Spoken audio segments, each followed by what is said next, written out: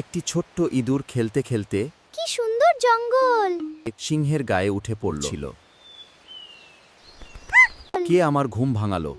মহারাজ, আমাকে ক্ষমা করুন, আমি ভুল করে ফেলেছি।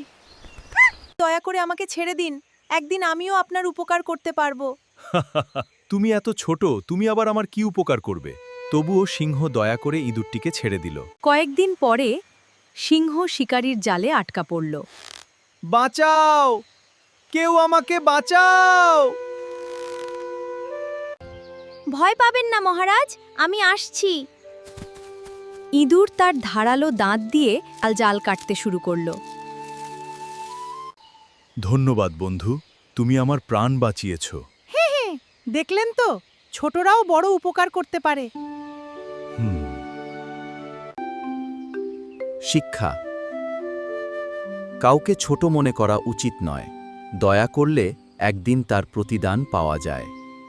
নটন নটন পায়রাগুলি জোটন বেঁধেছে, ও পারেতে ছেলে মেয়ে নাইতে নেমেছে।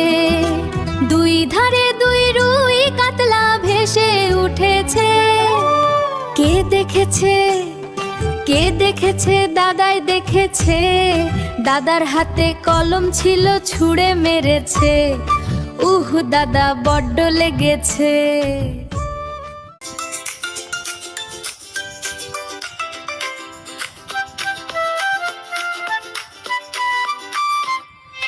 বাবুরাম সাপুরে, কোথা যাস বাপুরে?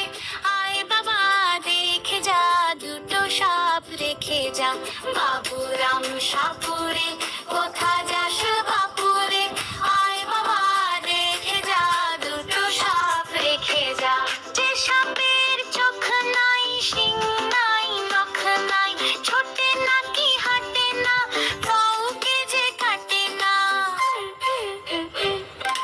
করে না কো ফুসফাস, মারে না কো ঢুসফাস।